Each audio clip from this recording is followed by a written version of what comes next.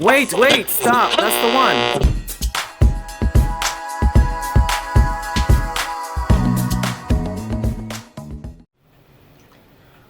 Welcome to ZEN TENN Speaks, a show where I make new friends and reconnect with old ones.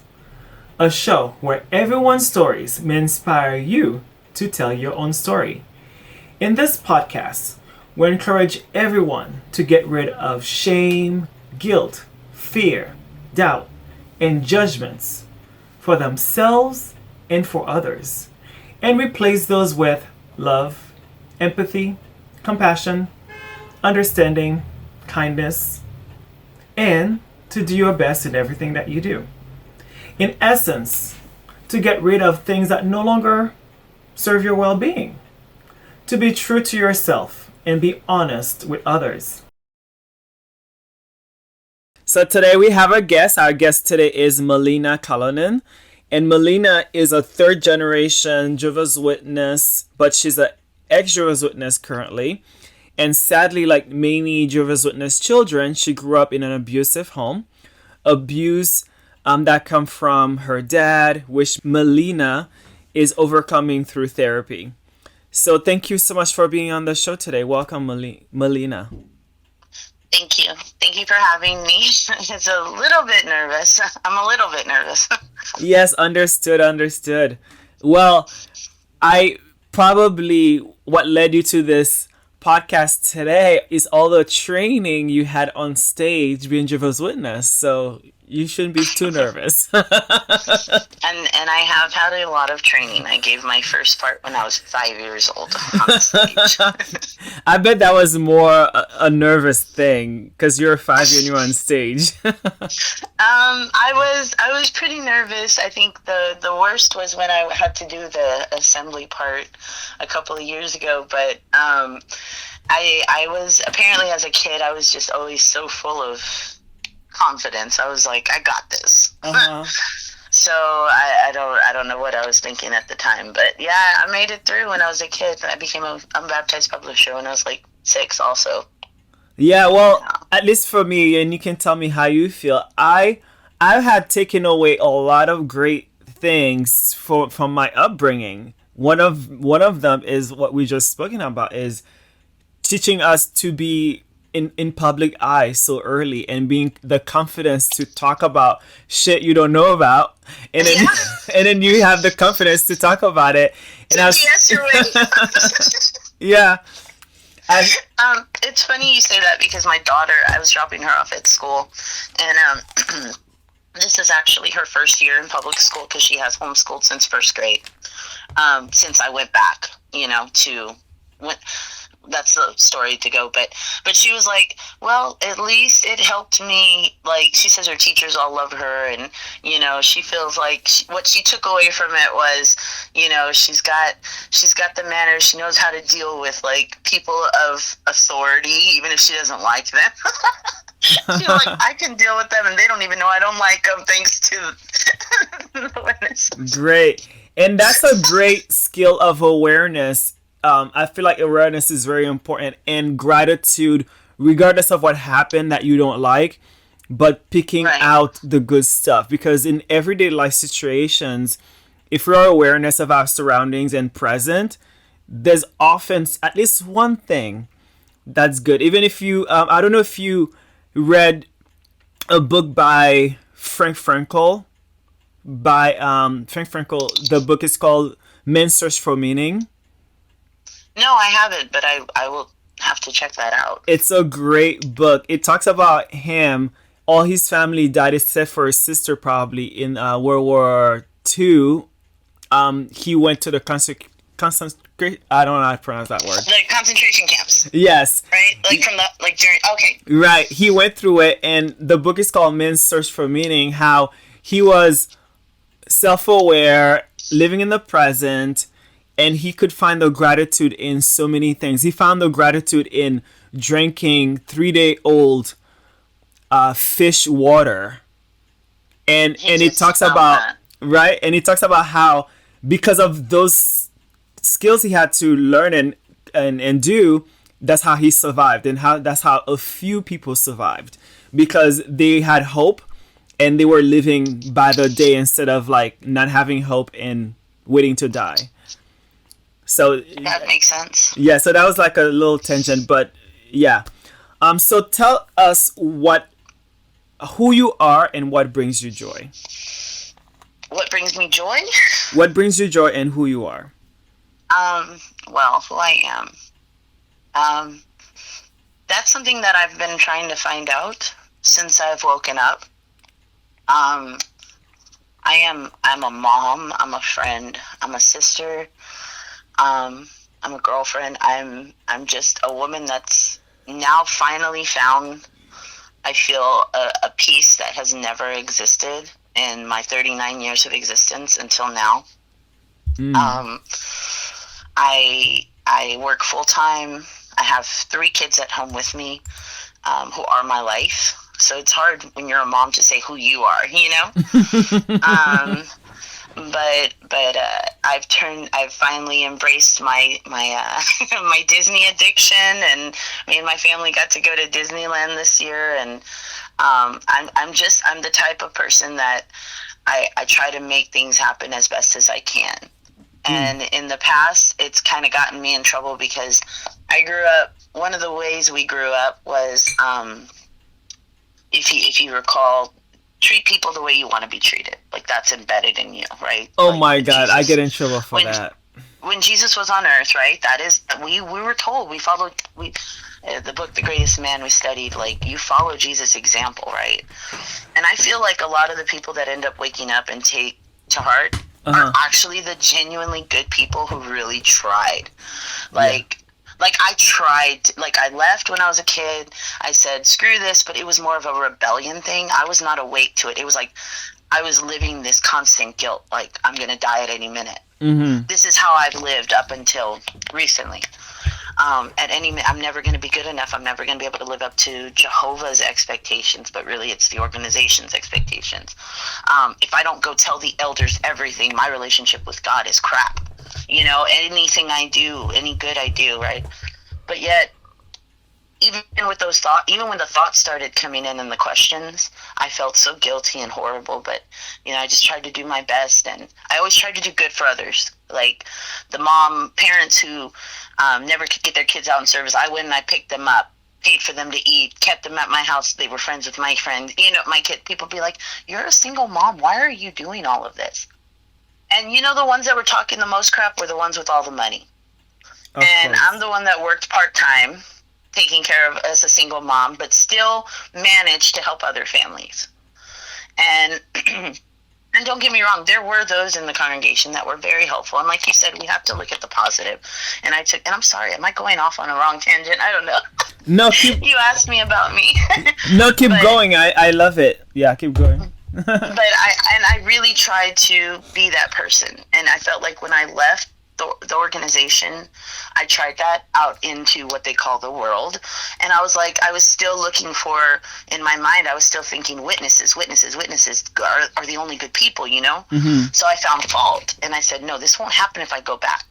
So I went back 7-8 years ago, and it was worse. They were worse than I could have even imagined, and constantly making you think, like, I felt like, not that I felt, I had people telling me, like, this is only happening because you're a single mom. Those elders would never talk to you, or this person would never talk to you if you had a husband. And I went through that for like 7 years. Different things that would come up, whether some sister was accusing me of flirting with her husband, which I am not the flirtatious type at all. Maybe now that I lost some weight. But no, I wouldn't be. No, I'm so in love with my boyfriend. I'm so happy I found my soulmate. It's amazing. The universe brought me who I needed. And I'm so happy. But but back then especially, I'm not the flirtatious type, period, but back then especially, I was always so cautious. You always have to worry not to offend. Yeah. That's who I am. I drive my boyfriend crazy now, apologizing all the time. who I am. I apologize. I feel like I always make a mistake. I feel still, even though I'm so happy now, there are those, what do you call, ghosts, phantom characteristics that are still popping up, you know, because you can't help it because of the way you were trained, the way you were programmed, you know. You're programmed to think that you are nothing. You are imperfect. You are never going to be okay until after 1,000 years. Yeah. And that's if you make it, because all these screw ups, he's keeping account. And you know what, if you didn't go tell those elders everything, you know, the elder that beats his wife like my dad was, or that cheated on his wife like my dad did, or yelled at his kids and treated his kids like crap and beat them like my dad did, you know, all those kinds of elders, the ones that's watching porn and the one that's cheating on his wife and doing all that stuff, those are the ones that are able to judge you in this organization. Of course, that's human history 101. Right. Correction, that's religion history 101. And it's so crazy because I never saw it, I never noticed, I never realized, you know, of course you watch these movies and you see, you know, the self-righteous, the devout Christian that goes off and really they're the evil one, you know. How do you not know when you're growing up that you're surrounded in the evil cult organization? When your whole family does it. Mm-hmm. Your whole family. My grandmother was a pioneer who stayed faithful while her husband was in the military, and once he passed away, she pioneered and went to conventions. My 2 aunts, both married men who became elders. One was a Bethelite and is now serving near Bethel. My other one is serving where the need is greater. You know, like I come from very strong, you know, very high expectations. And I've lived my whole life feeling as the failure of that because I never was able to stay on their track. And that's who I became as a person, and that's what I'm fighting now. Is I finally am happy. I finally know that all of this is BS and that it's not right when I finally researched and did the one thing that the cult tells you you're not allowed to do. And that's what helped me to start waking up and becoming a happier person and a happier mom. When I finally talked to my kids and we had this one-on-one, it turned out that, you know, my kids were all feeling the same way I was. But it's been a journey. Sorry, I kind of just went off and answered one question. So what brings you joy? What brings me joy right now is my family, my kids. I enjoy my job. I work graveyard. I work 60 hours a week, but I still love it. Being ourselves. We don't have to hide who we are. That's what brings me joy. That's what makes me happy. I love to read. I love music. I love watching Disney movies. Right now, Encanto brings me the most happiness. Have you seen it? Not yet. Is it? You know, I'm not a big fan of the modern stuff. Right, but this is Lin-Manuel Miranda, and I don't know if you like musicals, but the music is amazing. Okay. And actually, the reason I bring it up is because when you watch that movie, my daughter said it. She's like, "This is like every JW out there because they're trying to be perfect, they're trying to do everything right, and it's just not enough." What is the name again? Encanto, Encanto. It's a new Disney movie. Okay, I'll put that on the show notes once You don't have to check it out, but it's a very cute cartoon, yes, but I've been watching that a lot, and it brings me and my whole family a lot of joy. But the music in it talks about, like, the pressure, like, the songs are very much relatable. One of the girls was perfect, and she had to be perfect in everything. What happens when you're a Jehovah's Witness? You have to be perfect in everything. Yeah, I have this perfectionist personality also in all or nothing. But I had to learn, like you mentioned, ghost emotion. I had to learn to have a balance because those things make me who I am today, and I love who I am. Those things are not a problem for me, but they have been a problem for other people because one thing I've done is basically I have high standard for myself, so therefore I had it for others. But now I still have high standard for myself, but I don't expect that from others. So I had to learn to adjust. And it is an adjustment, and I stopped expecting that from, of course, the Jehovah's Witnesses, with seeing what had happened. And there were those out there. I'm not going to say everybody was bad. That's not true. I think everyone did their best. Not everyone, but most people did their best, and they fall flat on their faces because that's not human. No, it's not. It really isn't, and the expectations are not practical. But I couldn't deal. My kids brought it up too. Is I couldn't deal with the hypocrisy. I couldn't deal with the judging. It just seemed like that wasn't it actually what set me off. What set me off were other things, but it was just a constant. It beats down on you. You know what I mean? Like when you turn around and this has happened. I had a sister hit me who we got in an accident. Actually, no, I hit her, right. It was when I started to see that there really was no love. We were the elders, these idiots. I'm telling you, we had a Kingdom Hall. This is when I started to really question things. We had a Kingdom Hall for meeting for service. As you know, they meet for service, right? Right. Well, they decided several years ago, we don't want to use the hall, even though there were 4 congregations at that Kingdom Hall that meet for service. They decided our hall needed to be the special one, not using up utilities or whatever, and we needed to meet at people's houses. Well, on the busiest day that everybody goes out, you would think we would meet still at the Kingdom Hall, right? Because of parking cars. You got 40 people going into this 1,000 square foot tiny house. Imagine how big the living room is. And then you got all these cars in this cul-de-sac. Double parking around a cul-de-sac in the middle of a street. What kind of witness is that giving, right? They didn't want me to call the cops because that would have given a bad witness, right? So I was dropping off kids. I was late because I had picked up other people's children. And this sister was literally parked in the middle of the street. And I got her just at the corner, right? Well, get this. I had insurance, of course. But I told the sister, I said, this brother and sister that were pioneering offered to fix it for me. They were literally going to fix it for free. It happened in service. Oh, no worries, Mel. You're a single mom. No worries.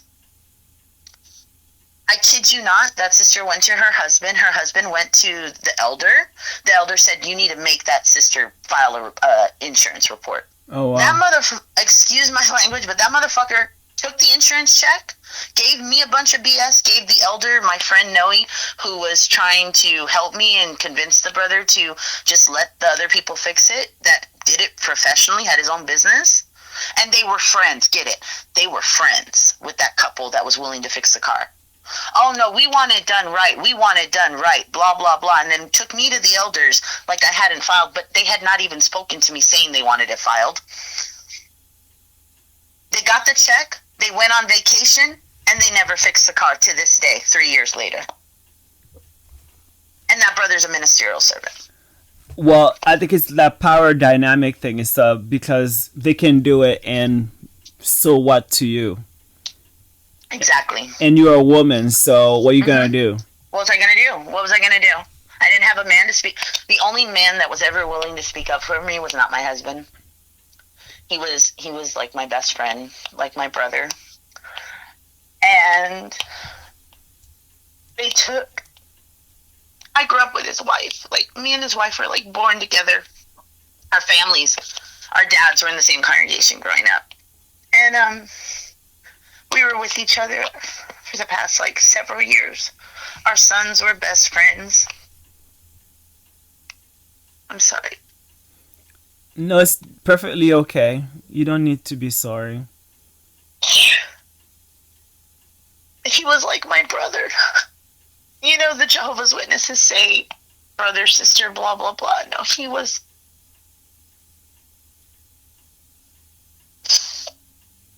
He was the elder that actually you could think that saw things for what they were, and he called out bullshit.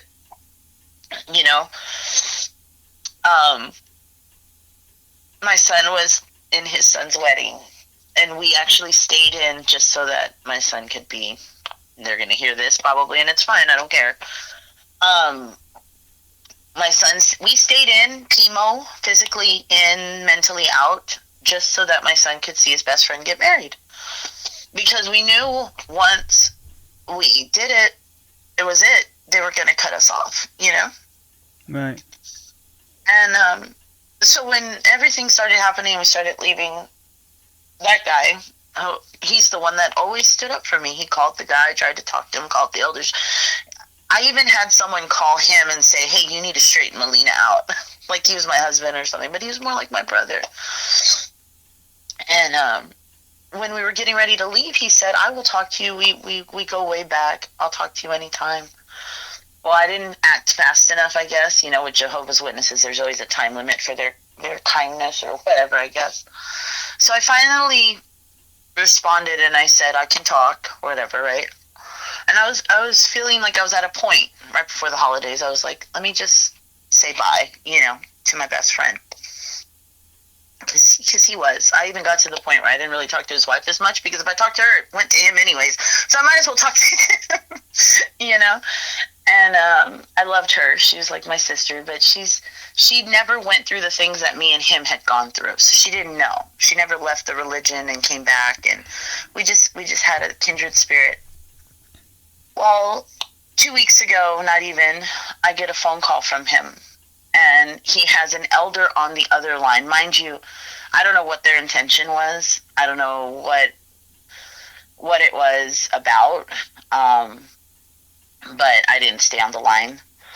But he had told me that he would talk to me, and he never gave me that courtesy. He literally called me on a 3-way call with another elder, and that elder was the biggest asshole you could imagine. Like the epitome of when you hear people say elders really don't give a crap about their flock or whatever, like that was him. He only cared about the few people that he liked, which was the one who his wife studied with, and he was just a dick to everybody else. Nobody could stand him, and that's the one. And I couldn't believe that, and that was the one that my supposed brother called me on the phone with and expected me to talk like I was going to talk. Wow. And I don't know what they wanted to talk about, but I've not gone vocal about, literally said #XJW or anything, but I have said some things about like no more mind control, no more like that we're free. I'm not hiding who I am anymore, and that's something that for the first time in 39 years I can honestly say.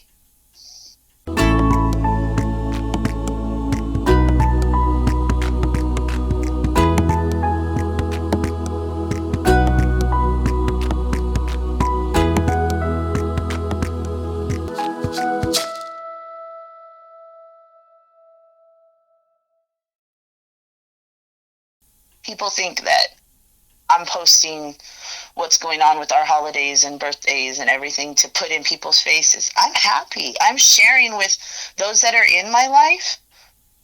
I'm sharing our happiness. We're happy.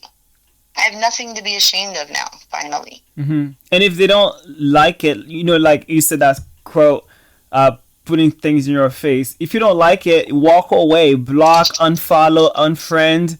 There's no such thing putting something in your face because you're willing to be there. I took everybody off. Zen. I deleted just about everybody except for a few people that I felt would kind of have an open mind. Because, you know, if you know Jehovah's Witnesses, and this is what I learned as I was on my way out, and I had small, mild conversations with them. Every single one of them is making it work for them.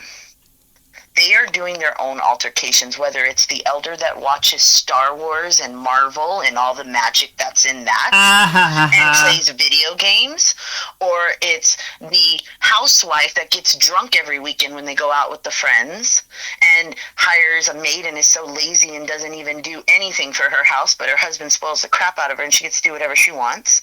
Or you got the other one who says can't stand the elders, can't stand what they're doing, but her husband just got appointed, so she's got to keep her mouth shut, even though she's so upset that she got forced out of a congregation she loved to go to another hall to help.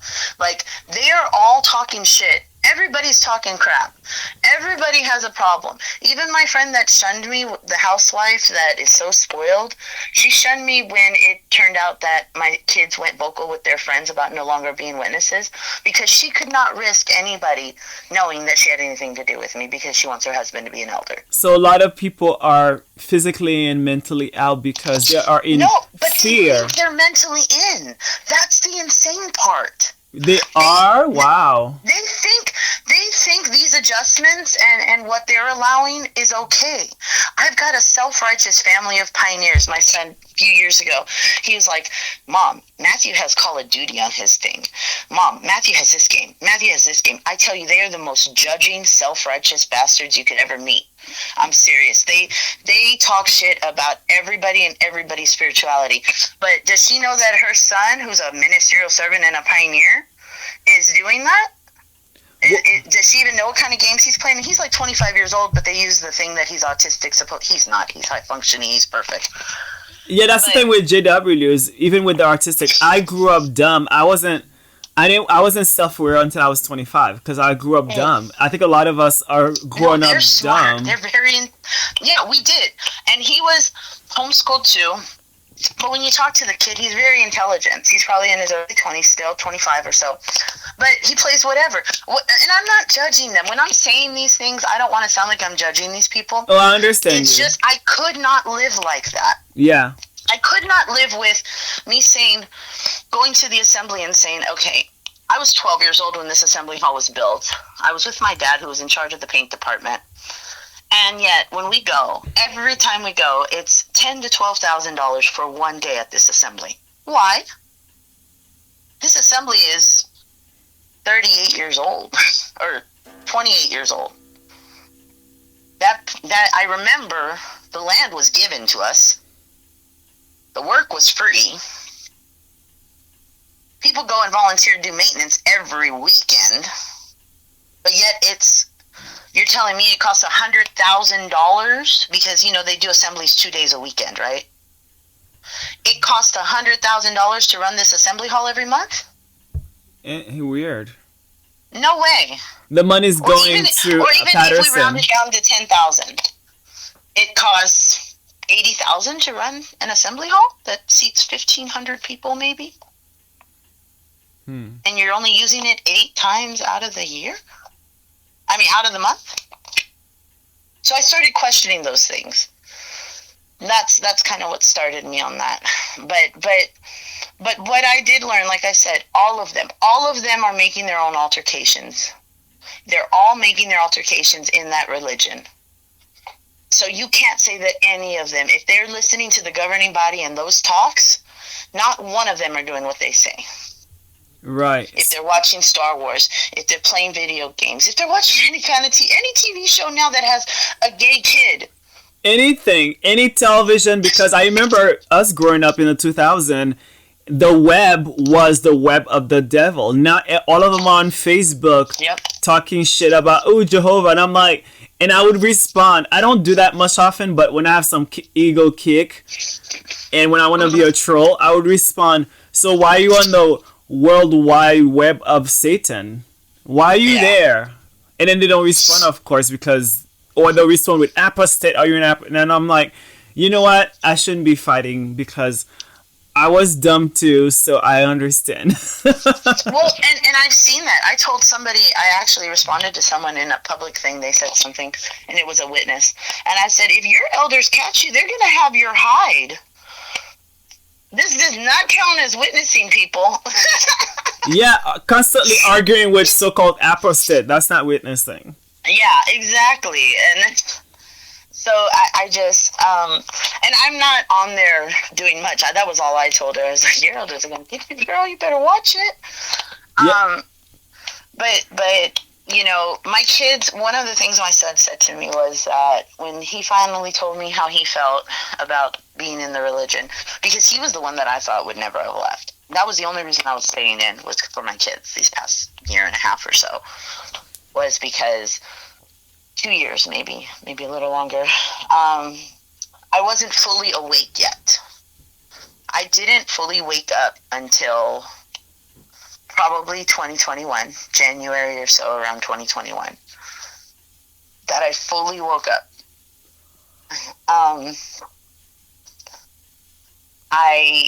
I was fighting it, you know. What if I'm wrong?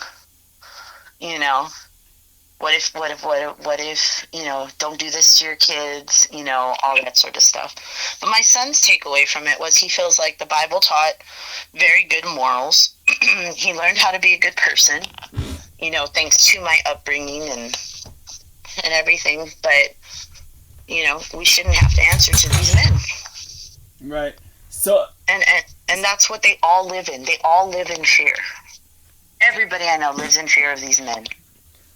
So I want to ask you, if you possibly can, give me a timeline, since you was raised in it. Timeline from being yourself, your first awareness of being religion, until the end of you left and you woke up. Okay. If you can say dates as well, possible, etc. I will. And I'm sorry if it might be a little lengthy. Oh, no, that is perfect. Okay. So as a child, small child, awareness, my more awareness that I remember is I remember my mom being disfellowshipped when I was 5.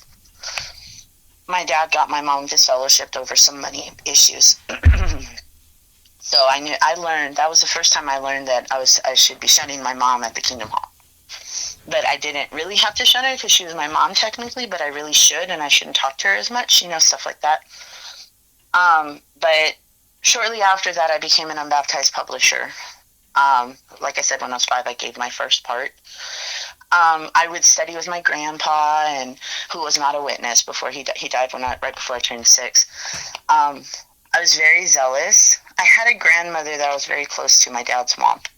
And she was probably the only reason that it got inculcated in me, because my parents were so not. My parents tried teaching me when I was little, but that ended quickly. My dad would always say I was so mature he didn't need to. He really didn't give a shit. But I became a publisher at 6. I got baptized at 11. The year I got baptized, someone in the congregation who was like my spiritual grandfather passed away. And this is all part of the journey, but if I'm going off topic, please tell me. So from 5 to 11, I wanted to be a witness. I did, but I was doing bad stuff. What can a 5-year-old do that's bad? Not 5. Let's see, at like 7 or 8, I got caught kissing a boy at a trailer at my uncle's garage. And then I think because... And so, like, that was the first start of living in fear for the phone to ring, you know? Like, at any minute, Jehovah's going to make it known. I'm going to get in trouble. You know, that was the start of that inculcation and that right. Indoctrination of God saw you, you're bad, you know. I had, there were a couple of little friends that we kissed or we played together, you know. Apparently, that's way more common than that I'm finding out, you know. Like, you know, we played house and that happened. And so I was like, wow, I'm so bad. I'm so evil. Well, in counseling, it's kind of turned out that something might have happened to me that I'm not able to fully uncover, which is the explanation to some of the other things that happened to me growing up. But that's not my spirituality. but so when I was 11 and that I got baptized, I had my last set of questions with the person that was like my grandpa. He died like 7 days before my baptism. His daughter was this psychopath who came into our hall and got reinstated and went after my dad. Ended up being the woman who would have an affair with my dad all these years. So she would try to talk to me against my mom. She would take me out in service. She would have me spend the night. My dad would run anytime she needed help with her boys, blah, blah, blah. That was the first start I was seeing, like, this is fucked up. This is not right. Like, my dad started telling me that him and my mom weren't having sex. My dad started telling me that my mom was a product of a rape. Actually, no, the lady is the one that told me that first, before my dad confirmed it, that my grandmother who has passed now, she was raped, and that's how my mom was born. I'm learning all of this at 11 years old, mind you. That's gotta fuck with someone, right? Yeah, wow. The other thing my dad said to me, and I'll never forget because I know what highway, I know exactly where we were at, and it replays in my head, is that he tells me the biggest lie he will ever tell me in my life. He says, your mother and I love Jehovah too much to ever get a divorce. So even if we don't love each other, we will stay married because neither of us will commit a sin in adultery. That motherfucker kept my mom tied to him to this day for a fucking position. Wow. So they continue. I beg my mom just about every day. Every morning I wake up, my dad's yelling at my mom because she asked for money for groceries or needs to go pay a bill or whatever, yelling and screaming. My mom starts working 3 jobs, like little jobs, like she's got a daycare job during the day, a graveyard waitress job. And mind you, all those jobs are not to pay utilities because my dad did pay utilities. He paid the rent, he paid the electric, the water, the phone, always paid for his ass to eat out every day that he went to work. But he forgot that we as kids needed things like clothes, shoes, shit for school. My mom as a woman needed her own shit. Right. So my mom had to do whatever she needed to do to get money, whether it be government assistance, borrowing money. So because she got in trouble for taking his check back when I was like 5 years old, he got her disfellowship. He never let her live it down. Like, I knew all about my parents' financial problems. I knew why my mom was disfellowshipped at 11. I knew, or even when I was younger, I knew everything. There were times that we were hiding from my dad because my mom was so scared. Because apparently after they left Bethel and came down to Texas, within the first couple of months, he pushed her, shoved her against the wall. Wow. So, this is while they were pioneering. She thought she married the cream of the crop when she married a Bethelite. So at 11, I'm learning all of these things. Of course, I see my dad treating my mom like shit. I'm torn. I love my mom. But see, this is me. On one side, I have my dad telling me all this stuff and this woman telling me my dad loves me and he just wants someone on his side and blah, blah, blah. But on the other side, I've been my mom's emotional support for as long as I can remember because all of my mom's family lives in New York. And ever since my mom got disfellowshipped, my dad's family hates her and nobody is nice to her or talks to her or treats her like anything. So I was my mom's emotional support and at the same time, I was my dad's at 11. Hard place and I've to been be. in the middle of my parents' marriage ever since. Wow. So that had a big part of my spirituality. So I said, fuck this, I'm out when I'm 17. I moved out when I got in trouble. I moved out when I was 17. My friend that was a witness who was also doing bad stuff and showed me some things. She would go cruising around downtown at night and stuff. Everyone thought she was perfect. It's so funny because I'm the one that got in trouble. And to this day, nobody thinks she did a single wrong thing. Because she went shoplifting with her cousin at a store. And of course, we were tight, stupid. I'm not going to lie, it happened. It's on record. I was a minor. I went back with her cousin a few days later and we got arrested. So I got in trouble with the elders, got reproved or whatever at that time, about 17, 18 years old, because I had moved out. I moved back home, but it was just with the intent to get out quickly. So, but my mom finally decided to leave my dad, and we went to California. I was about 18 and a half, almost 19. We went up there for about 6 months. My mom came back to get her stuff, and my dad convinced her and said that the elders would never believe her. She was going to be in trouble for leaving him without cause, even though, mind you, at this time, my dad had scripturally freed my mom years ago. And she didn't know that. She didn't know that. No, my mom was disfellowshipped when I was 5. Now, and she came back within 6 months. Oh, she was back. Okay. Yeah, she was back I'm sorry, I forgot that. She was back within 6 months. She busted her butt and she was back. Back then, the elders actually looked at genuine repentance, not like now they make you wait a year no matter what. I've got a story about that. But she came back, so she was back. So my mom left to California. He told her she was going to be in trouble. She came back. She stayed. I came back, and shortly after that, I met my husband at work, and that's where we got married and had kids and stuff. And I married out of the religion. So although I engulfed myself in his life, I still had I had mentally in, physically out is what I was. Because I was like, I'm going to die. I'd be driving down the street and I'd burst into tears because I'd look at my baby boy in the back seat. If Armageddon were to come at any minute, I'm going to die. I need to go back to Jehovah. So I would make vain attempts while I was married. But then as soon as my husband gave me trouble or something came up, I would stop. It was never in me, right? And then we got divorced when my kids were my son was 7, about 11 years ago. And I said, okay, well, I got to go back now. Well, I tried, didn't really, ended up pregnant with my daughter, got disfellowshipped for the first time. And then I stayed disfellowshipped for a couple of years. And then when my adopted daughter started acting up and moved out, I was like, oh my God, my kids need Jesus. I need Jesus. So we went back. And I told myself that all of this was happening because of my brainwashing. I told myself this was all happening, and I needed to go back to Jehovah's organization. And I needed to make sure my kids loved Jehovah and that they did right by Jehovah, that they made it to paradise, and they wouldn't have the life that their older sister, who's my adopted oldest, because me and my ex adopted his sister, was doing. She was living a hard life. And so that was the turning point where we went back 7-8 years ago in 2014. I was still disfellowship.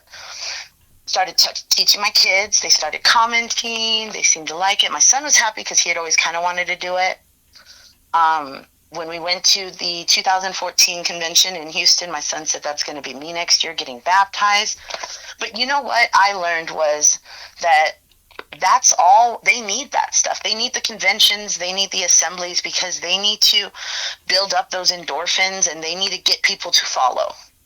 Because you know what, the same kind of endorphins I got at a convention, I got at a Melaleuca convention where I sell cleaning products.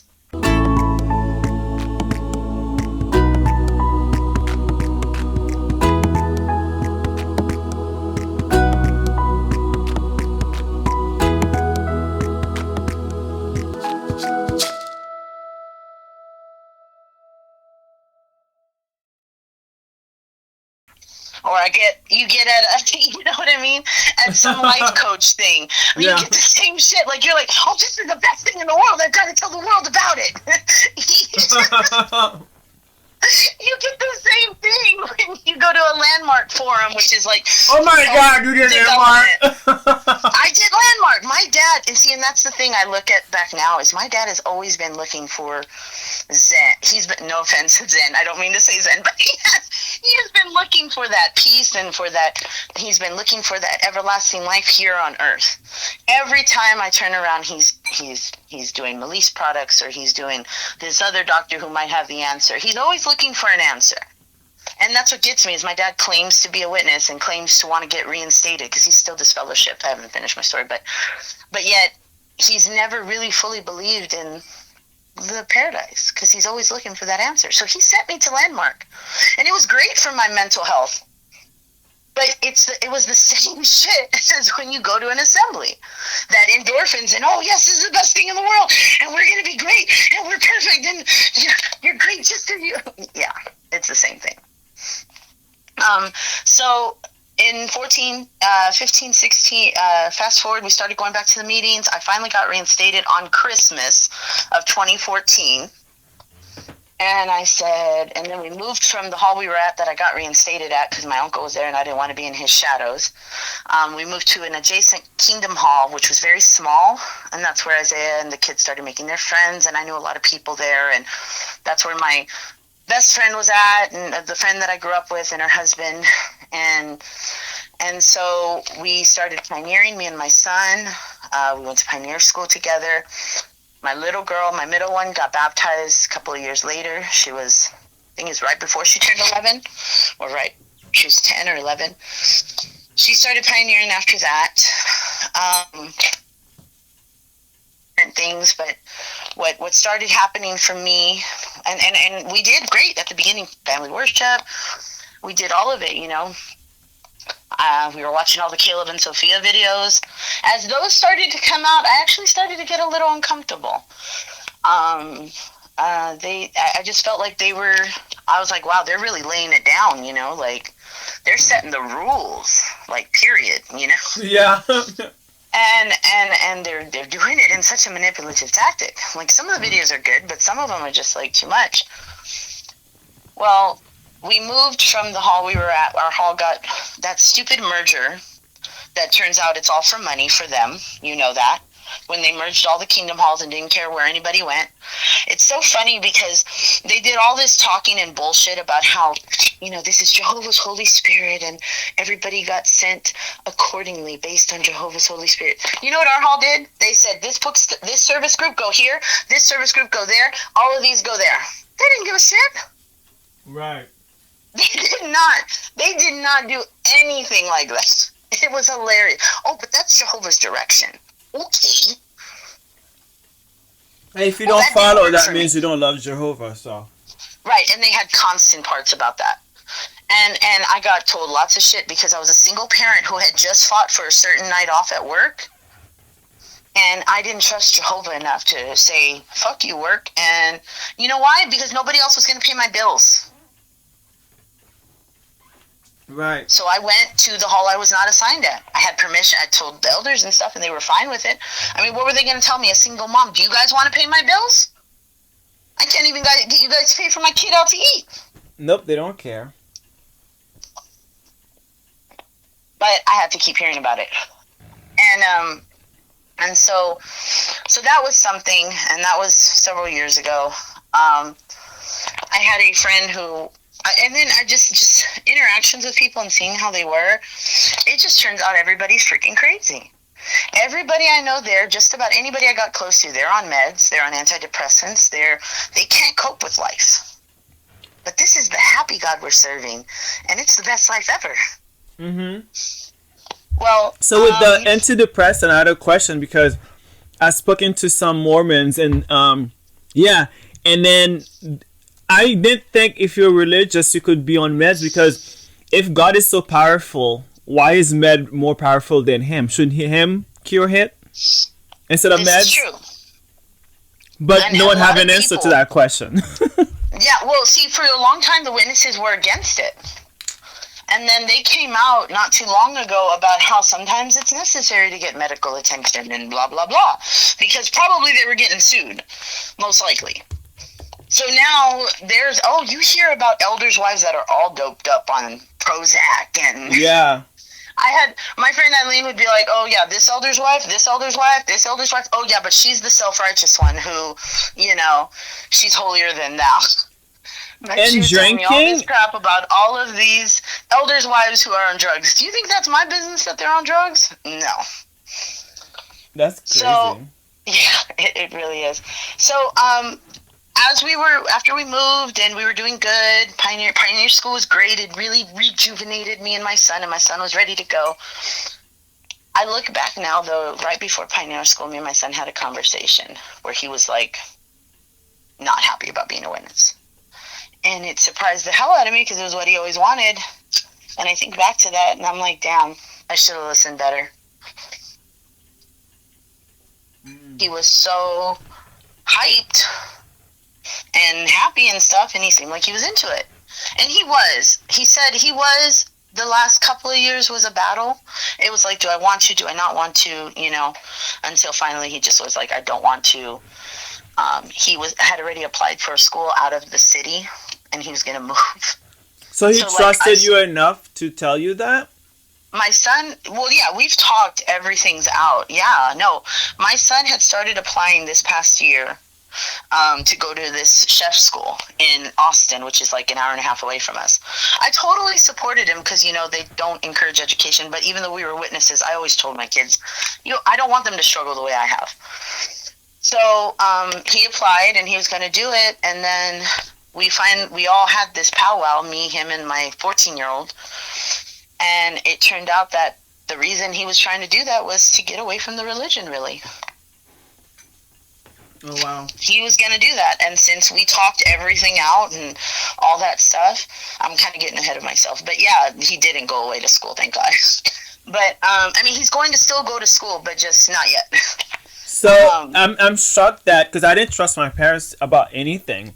Because like if you trust them and you tell them something, you get in trouble. So that's the thing. Everyone tells on each other, even mother, father, brother, sister. Right. No, see, I did this pact with my kids years ago. I'm Puerto Rican. I grew up with a narcissist for a dad. So I know I have a temper. I'm not going to lie. I'm not going to be fake. I can't lie. For one, I'm a horrible liar. That was what always got me in trouble. But I did this thing with my kids where I told them when they were small, I was like, if you ever need to talk to me, all you need to do is come and say, Mom, you can't get mad. And I need to talk to you. I need to tell you something. Well, that's nice. And it worked. And they knew it. They knew that was the pact. That was the pact that we made. It didn't mean that there would not be no consequences, but it would not be Mom losing her temper and stuff. We'd talk it all out. And they tested that theory several times. That's so, the way it happened was,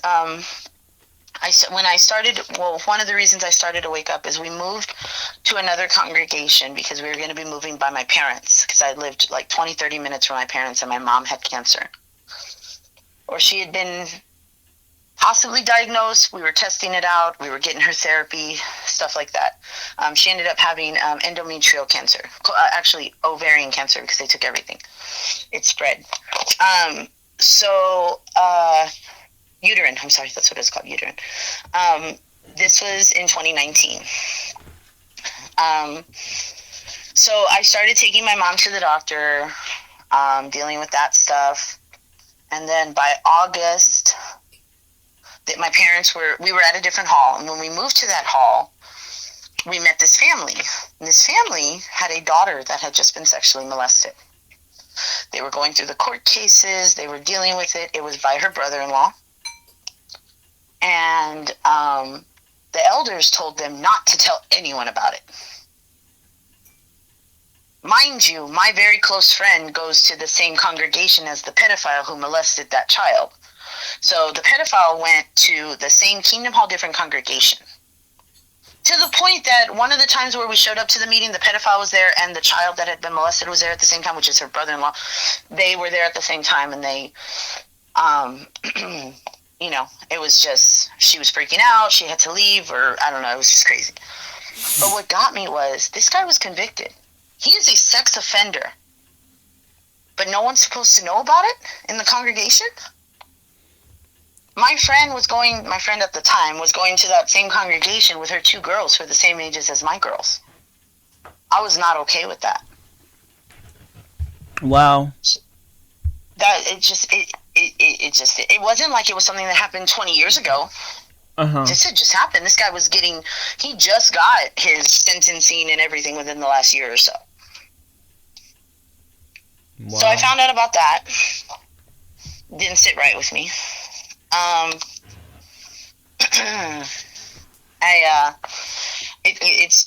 That started bothering me, and then the way the elders did certain other things there. Well, then my best friend in the whole wide world went and confessed her sins to the elders. I didn't even know the stuff she had done. Nobody knew. And I was close to her and her mom at the time. We got some, we were a kindred spirit for some reason. When we moved to the hall, we got close. And she got disfellowshipped. She came and told me she was getting disfellowshipped. She went and she confessed everything to the elders. They said, okay, pat on the good job confessing. Well, then she remembered stuff. And she went back and told them the rest of what she remembered. Should she have been disfellowshipped? Or is that not the truest sign of repentance? When no one would have known what you did unless you told them. Mm-hmm. And then you didn't remember and you went back and told them. Right. So when that happened, I was like, fucked up. And then COVID hit right after that. She got disfellowshipped by January of 2020, sorry. But anyways, I jumped around. I'm sorry. But with my dad and my mom having cancer, what happened in August to September, we were getting ready to move over there by my parents. My dad refinanced the house, got my mom to sign on it. And 2 weeks after that, he comes and tells her, oh, by the way, I cheated on you 20-something years ago. And I cheated again with my secretary, who was a regular pioneer in the Italian group.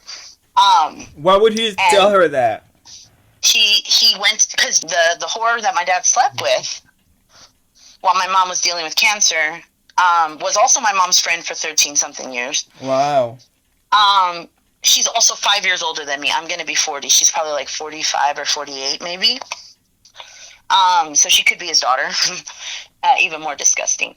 And she always called him like dad. That's what makes it disgusting. Okay, she viewed him as like another dad. Uh-huh. And she slept with him. I have nothing against age gap couples, but when you go 13 years calling someone dad and then you sleep with them, that's just not okay. So, I mean, like, I cannot understand how these people are mentally in, though. It's like... Oh, they are. She absolutely is, because guess what? She went to the elders, confessed, did not get disfellowshipped, and continued to talk to my dad. Then I saw her at the assembly 4 months later, right after my mom had her uterine surgery and had her whole, uterus removed and developed an infection, and we were going through hell. I saw that bitch at the assembly, and I went up to her very calmly and very nicely, and I said, excuse me, can you just leave my dad alone? And that bitch tried to make the biggest fucking scene at the assembly. I literally was like this. I'm sorry, excuse me, sister, excuse me? Because I had a part that day. I had a part on the watchtower. Do you think you could just leave my dad alone? My parents have gone through enough. But I got pulled into the elders' room for that shit. Wow. Because it was none of my business. None of my business, because I'm the one taking care of my mom. I'm dealing with all of this shit. But those fucking dumbasses, elders, are telling me, especially the one that was related to me, he's such an idiot. He doesn't even know that his son jacks off to underage girls over the phone, which I found out about that. Anyways, so, yeah. Wow. Yeah, I got in trouble, pulled in, because I shouldn't have created a scene, and as a pioneer, I should have known better. And it wasn't a scene. I just told her that, and I walked away. I broke down, and I cried to a friend of mine, but then I still got on the stage and gave my part that day. You know what? Something I discovered about religion? Sadly, like, okay, so as you mentioned, you brought your kids in because people need structure. I feel like somewhere, religion or anything that's controlled, something went wrong. I think what went wrong is people not being allowed to be what a human being is.